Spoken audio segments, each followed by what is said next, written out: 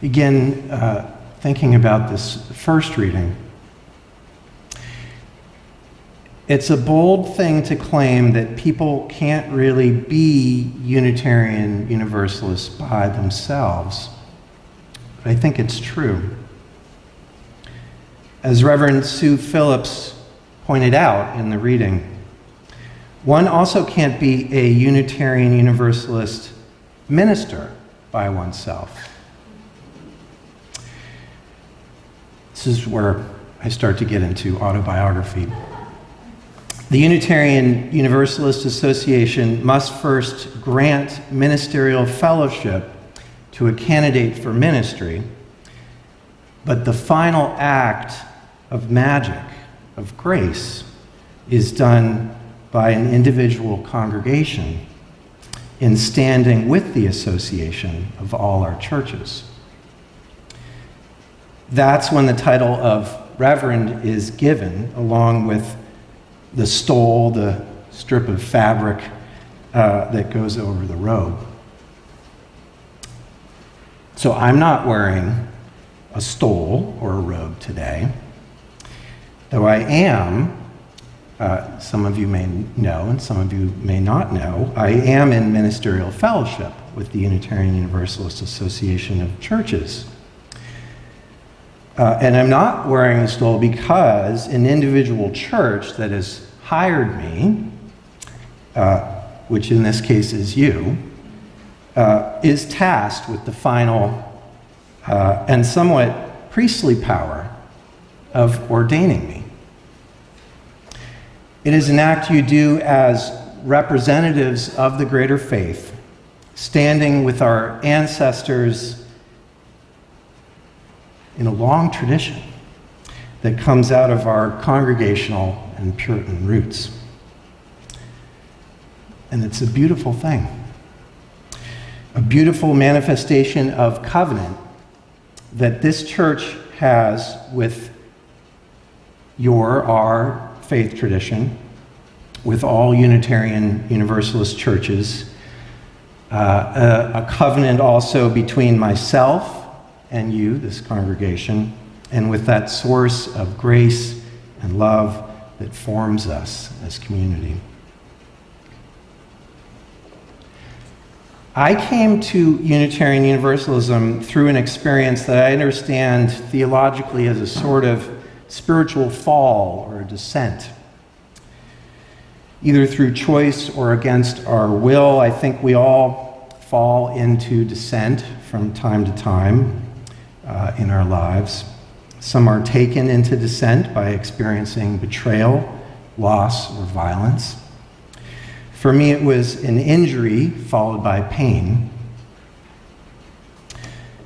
At the time of the fall, I had already completed seminary, divinity school, and was just married. I was immersed in a different track, a multi-faith Zen study track of the Zen Peacemaker order, focused on Zen and earth-based religions, Hindu and Tibetan paths. I was managing a study of a mindfulness-based therapy for generalized anxiety disorder and working towards a PhD in clinical psychology with the goal of incorporating mindfulness, pastoral care, and contemplative practices into psychotherapy. Then my core spiritual practice of meditation was robbed from me through a repetitive strain injury, which made it impossible for me to sit still and upright in meditation. Thankfully, the injuries are healed now, but at the time I wasn't able to meditate, and for me this was really a critical way for me to spiritually connect. I felt lost. At that point, humbled and seeking help, I found my way into a Unitarian Universalist church. First Parish in Cambridge, to be exact. And there I experienced a beloved community that embraced me no matter where I was on my journey, because I didn't know at that point, and no matter what my doubts might be. And I was able to experience that sacred belonging regardless of my view of the Buddha Dharma, in this case, or my capacities for meditation or sitting still. I was welcomed in and offered a way to be of service, as is the way of church life, of course. And one of the ways that church life offers transformation. Connecting to the sacred through community is one of the three jewels in Buddhism, which was the path I had been on, and so it was not unfamiliar to me. But the radical experience of participating in a beloved community without a shared theological view or a shared, even individual spiritual practice like meditation was transformative for me and expanded my experience of spirituality. Within my Buddhist practice, I had found a deep way to connect to all of life, a direct experience of that transcending mystery and wonder, which is our first source as Unitarian Universalists. But at First Parish, Cambridge, I experienced a type of ontological wholeness, is the way I would put it, fundamental wholeness in the essential nature of my being. I was offered a radical acceptance of dimensions of myself that were not held up that I had not presented in the Buddhist communities in which I had been participating in. Rita Nakashimi Brock and Rebecca Ann Parker, both UU theologians, put it this way: love is most fully incarnate when human beings are present in many dimensions of themselves, physically, spiritually, emotionally, aesthetically, and intellectually. End quote. I was loved and accepted in my physical weakness at that moment, my spiritual confusion, my emotional pain, and in all of my various thinking. I was loved and accepted regardless and welcomed, regardless of whether I wanted to commit to the Buddha Dharma, as I had been doing. This was a liberating love that I had practiced offering to others, but had not yet experienced receptively in just that way, a way that's really unique to Unitarian Universalism. I began to participate more and more in community. First, I joined the Spiritual Pathways Committee. Then I volunteered to be a coming-of-age mentor. Finally, I joined the Worship Associates. And as I participated more and more, I determined I wanted to seek ministerial fellowship. I had been seeking a spiritual community where I could serve and grow however my soul saw best, while remaining committed to the practices of beloved community and to the widest possible circle of love and justice. And this was a place I felt I could do that, a place to call my spiritual home. So I began what the Unitarian Universalist Association gave me a 7-year process from that point, because even though I'd been through seminary, I wasn't in the UU track. So I was working full-time, and I had 2 beautiful children that my wife and I had and started raising. And I was involved in classes and trainings and interviews and tests and reading and writing, and all this culminated last December in my acceptance into ministerial fellowship with the Unitarian Universalist Association.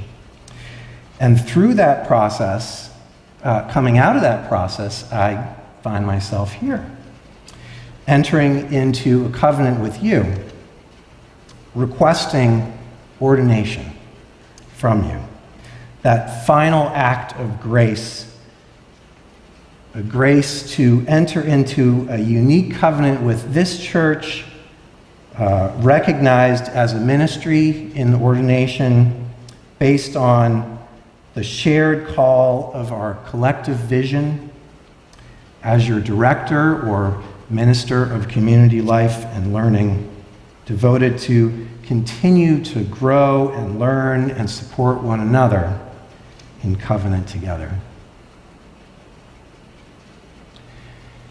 For me, the life of the church community can be compared to cultivating a community garden.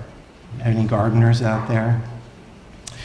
The garden we are cultivating, if I may use the analogy, is nothing less than our collective vision of heaven on earth. The world we want to create and pass on to our children. The way we want to treat each other and be treated. The biblical metaphors are the Garden of Paradise, Kingdom of Heaven, and we are all working together to cultivate this garden that we seek to build and live in and share the world. Our principles and our covenant, our individual and our collective intentions determine the way we cultivate this garden. We all have a worldly mind that we use to get by in the world that we heard in our second reading. The mind that seeks to serve itself and get ahead, as we need to do in certain ways, and that is taught to count, weigh, measure, compete for resources. And that mind is present, but it does not suffice to build this community. It's sometimes helpful and necessary, but I believe it's the love and the grace into which we hold each other, the humble mind that seeks the collective good beyond the ego, and the open heart of the child in us all, which we use to truly cultivate this garden together. Over the next few months, we will set aside some time to discuss this ordination process more. We want you to ask questions and understand the process. We'll consider this the beginning of a conversation in which I'm asking you to take on the power reserved for priests in many other traditions of ordaining me, and act as representatives of our greater faith, standing with our ancestors.